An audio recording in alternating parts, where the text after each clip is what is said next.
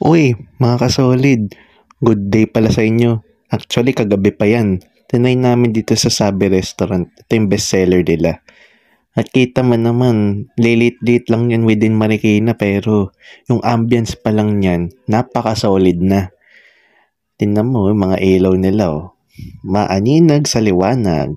At tignan na natin yung menu nila.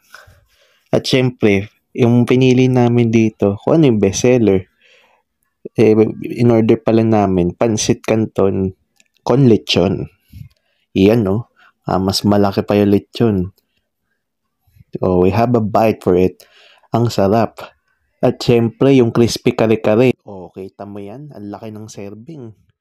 Ah, hanggang take out na yan. At last but not the least, appetizer pero late ng binigay. Nachos. Masarap lahat.